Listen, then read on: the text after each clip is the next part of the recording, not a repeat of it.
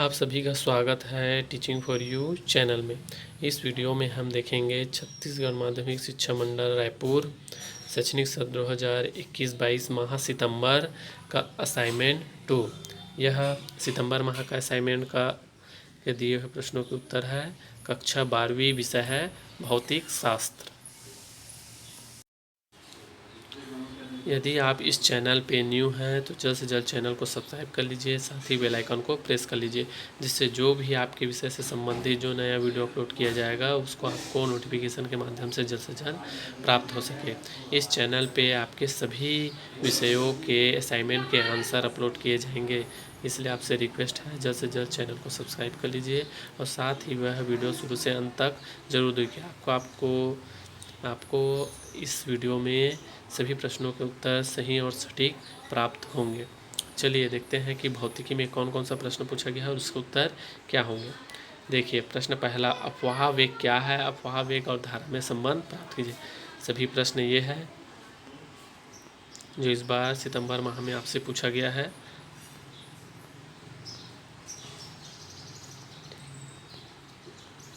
चलिए देखते हैं इसके उत्तर। प्रश्न पहला, अफवाह वेग क्या है? अफवाह वेग और धारा में संबंध प्राप्त कीजिए। इसका उत्तर है, दिख रहा है आपको स्क्रीन पे, इलेक्ट्रॉन का अफवाह एवं प्रतिरोधकता का उद्गम। ठीक, इसका परिभाषा पहले देख लेते हैं।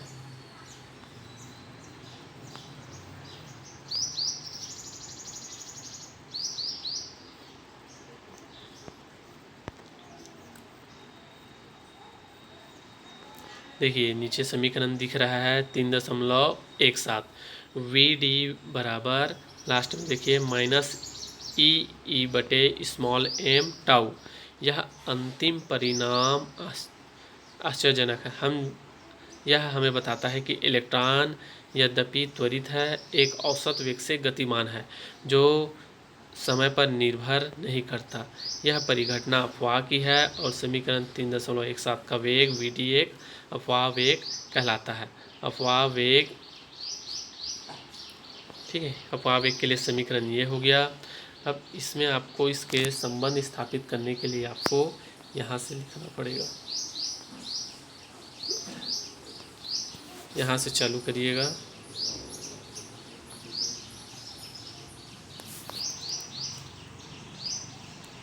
यहाँ से यदि हम सभी इलेक्ट्रॉनों पर विचार करें तो उनका औसत वेग 0 होता है, क्योंकि इनकी दिशाएं यादृच्छिक है।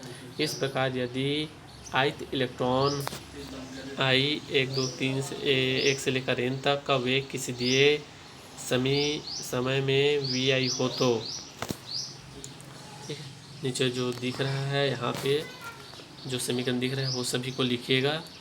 a बराबर -E/m। फिर इधर अब ऐसी स्थिति पर यहाँ पे भी जो दिख रहा है उसको यहाँ तक लिखिएगा। स्क्रीन पे जो आपको दिख रहा है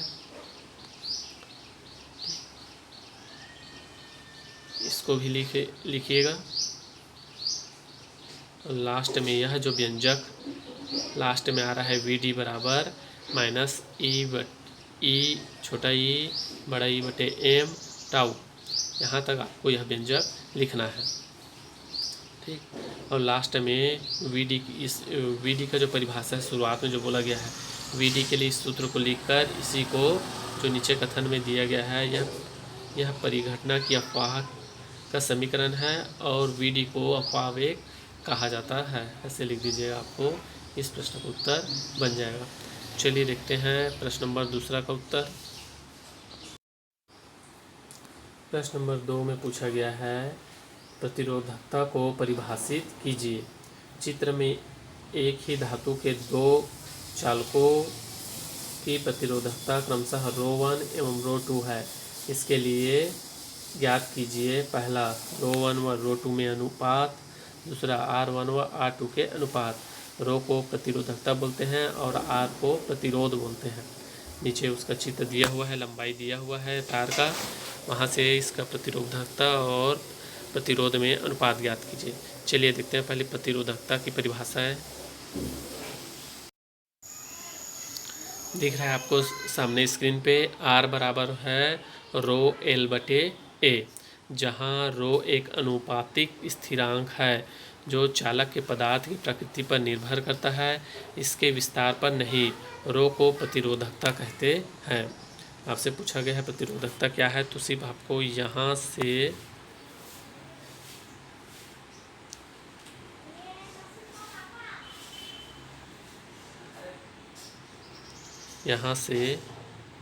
यहाँ तक लिखना है सिर्फ, प्रतिरोधकता किसे कहते हैं।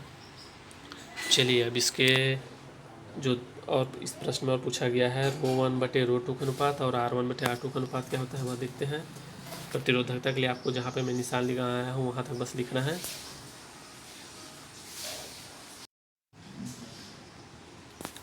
देखिए इसके दूसरे का उत्तर है, दूसरे का पहला दिया। हम जानते हैं अभी सूत्र में देखिए, परिभाषा में देखिए प्रतिरोधकता का, तो वहाँ से पर से जो r बराबर ρl/a था, तो रो को उस पार ले जाएंगे r के साइड, तो रो बराबर हो जाएगा RA/L। ठीक, चित्र में दिया है पहला लंबाई 2 सेंटीमीटर। चित्र में देखिएगा, चित्र में दिया है, देखिए चित्र में दिया है पहला तार दिया है, उसकी लंबाई 2 सेंटीमीटर, एक धातु दिया है, दूसरा का दिया है, दूसरे धातु का लंबाई 4 सेंटीमीटर। इसका उत्तर हो जाएगा, इसका हल हो जाएगा। ठीक, रो बराबर RA/L। तो पहले धातु के लिए रो का मान लेंगे ρ1, और वहाँ पे दिया है 2 अलग अलग लंबाई दिया है, तो रो सिर्फ लंबाई बस को लेना है। पहले के लिए ρA/L1, और उसी दूसरी धातु के लिए ρ2 बराबर RA/L2। अब ये हो गया, ऊपर को समीकरण 1 नाम दे दीजिए ρ1 को, और ρ2 को समीकरण 2 नाम दीजिए। यहाँ पे लिख दीजिएगा नीचे कथन पे, समीकरण 1 से समीकरण 2 को भाग देने पर ρ1/ρ2 हो जाएगा। एक दूसरे को भाग दे रहे हैं तो इनके जो दाएं साइड का जो मान है दोनों को एक दूसरे के बटे में लिख दीजिएगा। RA/L1 बटे RA/L2 बराबर, दोनों को ऊपर ऊपर समान है तो कट जाएगा। ठीक है, इसको हल करोगे, सरल करोगे तो क्या आ जाएगा, बराबर L2/L1। मान रख दीजिएगा, L2 का मान 4 है, दूसरे धातु का मान 4 दिया है, पहले धातु का मान 2 दिया है, तो इस प्रकार 4 को 2 से भाग दोगे तो 2 आएगा। इस प्रकार ρ1/ρ2 का मान हो जाएगा 2 सेंटीमीटर। सेंटीमीटर नहीं रहेगा क्योंकि दोनों का मात्रक समान है, तो सेंटीमीटर को काट दीजिएगा, यहाँ पे गलत लिखा गया है। ρ1/ρ2 का मान हो जाएगा 2। इसी प्रकार इसी में दूसरा पूछा गया है r1/r2 का मान कैसे निकालना है, तो उसी दिए हुए चित्र का उपयोग करते हुए हम जानते हैं r बराबर होता है ρl/a। यहाँ पे हो जाएगा r1 बराबर ρl1/a, r2 बराबर हो जाएगा ρl2/a। समीकरण, इसको भी समीकरण 1 और समीकरण 2 नाम दे दीजिएगा। समीकरण 1 से समीकरण 2 को भाग देने पर, ठीक, इस प्रकार ρl1/a ρl2/a, जो समान समान पद होकर जाएंगे, हर सरल करने पर क्या आएगा, L1/L2। मान रख देने पर L1 का मान हो जाएगा 2, L2 का मान हो जाएगा 4, बराबर हो जाएगा 1/2। सरल करने पर, काटने पर, तो L1/L2 बराबर हो जाएगा 1/2 सेंटीमीटर। यहाँ पे भी सेंटीमीटर को काट दीजिएगा। इस प्रकार आया है R1/R2 का दोनों में अनुपात 1/2। ये हो गया आपके प्रश्न नंबर 2 का उत्तर। चलिए अब देखते हैं प्रश्न नंबर 3। देखिए प्रश्न नंबर 3 पे, एक एम्पियरी पास के लिए परिणामी चुंबकीय क्षेत्र का मान B बराबर μ0I/2πr है। इस संबंध के लिए 4 प्रमुख निष्कर्षों की व्याख्या कीजिए। ठीक, ये सूत्र आपको लिखना है। इसके लिए कौन 4 से निष्कर्ष है उसको लिखना है। चलिए देखते हैं इसके 4 निष्कर्ष कौन से हैं। देखिए सामने स्क्रीन पर एम्पियर का परिपथी नियम आपको दिख रहा होगा, मगर आपको यहाँ पे इसको नहीं लिखना है। लिखना क्या है, देखिए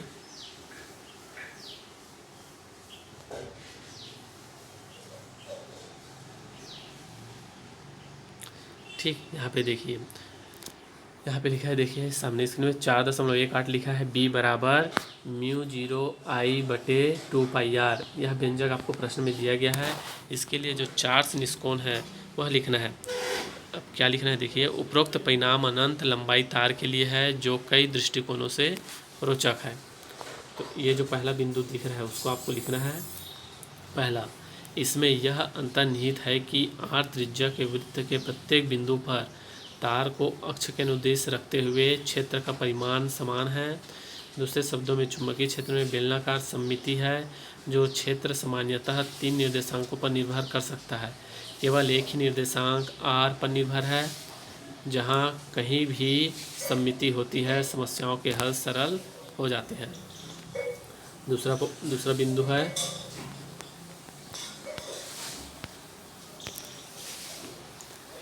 इस वृत्त के किसी भी बिंदु पर क्षेत्र की दिशा इसके स्पर्श रेखी है। इस प्रकार चुंबकीय क्षेत्र की नियत परिमाण की रेखा सकेंद्री वृत्त बनाती है। ठीक, अब चित्र पर ध्यान दीजिए। लौह चूर्ण वृत्त सकेंद्री में व्यवस्थित हुआ है। ये रेखाएं जिन्हें हम चुंबकीय क्षेत्र रेखाएं कहते हैं।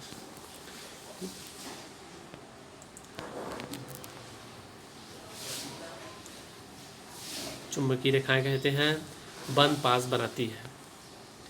बंद पास बनाती है। यह स्थिर वैद्युत क्षेत्र रेखाओं से भिन्न है। स्थिर वैद्युत क्षेत्र रेखाएं धन आवेशों प्रारंभ तथा ऋण आवेशों पर समाप्त होती है। सीधे विद्युत धारावाही चालक के चुंबकीय क्षेत्र के लिए व्यंजक ओस्टर्न प्रयोग का सैद्धांतिक स्पष्टीकरण करता है। तीसरा स्पष्टीकरण। एक अन्य ध्यान देने योग्य रोचक बात यह है कि यद्यपि तार अनंत लंबाई का है तथापि शून्येतर दूरी पर इसके कारण चुंबकीय क्षेत्र अनंत नहीं है। यह केवल तार के अत्यधिक पास आने पर विस्फोटित होता है। यह क्षेत्र विद्युत धारा के अनुक्रमानुपाती है तथा विद्युत धारा स्रोत से दूरी के व्युत्क्रमानुपाती है। ये तीसरा स्पष्टीकरण हो गया। चौथा, लंबे तार के कारण उत्पन्न चुंबकीय क्षेत्र की दिशा को निर्धारित करने का एक सरल नियम है। इस नियम को दक्षित हस्त नियम कहते हैं। ठीक है, यहाँ तक आपको प्रश्न नंबर तीसरा का उत्तर लिखना है चारों बिंदु को। अब चलिए देखते हैं प्रश्न नंबर चौथा का उत्तर।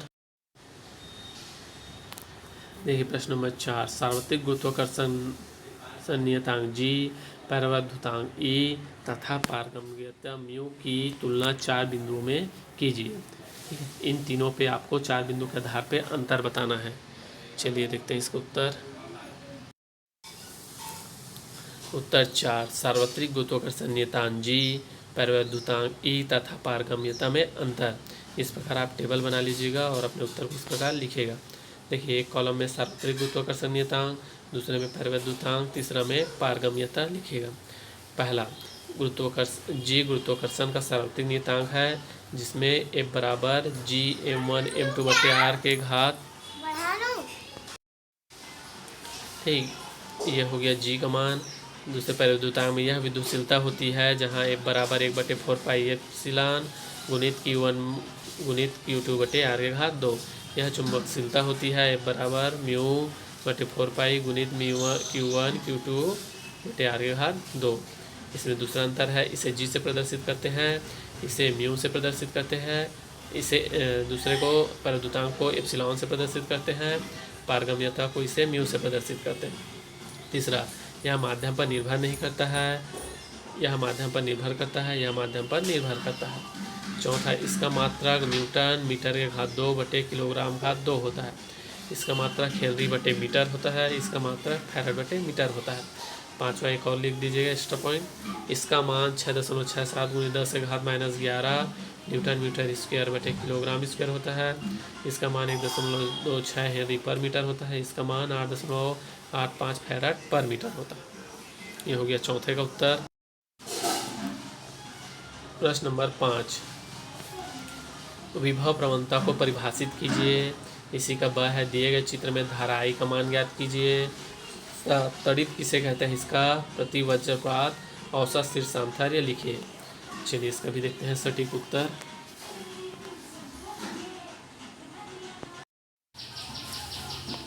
पाँच के अ का उत्तर विभव प्रवणता। विभव मापी के तार पर एकांक लंबाई पर उत्पन्न विभवांतर को विभव प्रवणता कहते हैं। x बराबर v/L वोल्ट पर मीटर। इस प्रकार विभव प्रवणता की परिभाषा लिखिएगा। इसी के दूसरे का उत्तर है ब। सामने चित्र दिया है, ऐसा आपके प्रश्न में चित्र दिया है। इसी को किरचॉफ के नियम के से इस प्रकार लिख दीजिएगा। I बराबर 5 एम्पियर धन 2 एम्पियर माइनस 4 एम्पियर। देखिए क्योंकि 2 एम्पियर 5 एम्पियर के जो मान है वो एक बिंदु पर आ रहा है और 4 एम्पियर के मान बाहर निकल रहे हैं, उसको ऋणात्मक लिखें। तो I बराबर हो जाएगा 5 एम्पियर धन 2 एम्पियर माइनस 4 एम्पियर बराबर 5 और 2 को जोड़ोगे तो 7 एम्पियर हो जाएगा, माइनस में 4 एम्पियर, 7 में से 3 घटाओगे तो बचेगा, 7 में से 4 घटाओगे तो बचेगा 3। इस प्रकार आई का मान आया 3 एम्पियर। अब इसी के प्रश्न नंबर इस 5 का सा।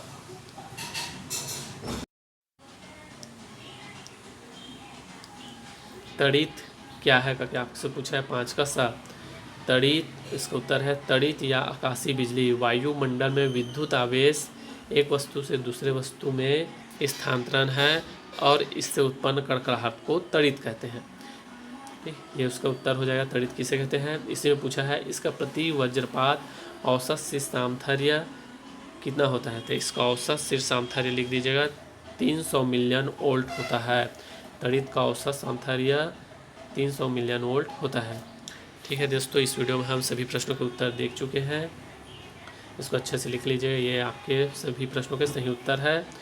और इस वीडियो को जल्द से जल्द इस चैनल को जल्द से जल्द सब्सक्राइब कर लीजिए। इस चैनल में आपको आपके सभी विषयों के प्रश्नों के उत्तर असाइनमेंट के मिल जाएंगे। चलिए, और इस वीडियो को अपने दोस्तों के साथ शेयर कीजिए जिससे वो भी सटीक उत्तर लिख सकें। चलिए, अब इस वीडियो को देखने के लिए आप सभी का बहुत बहुत धन्यवाद।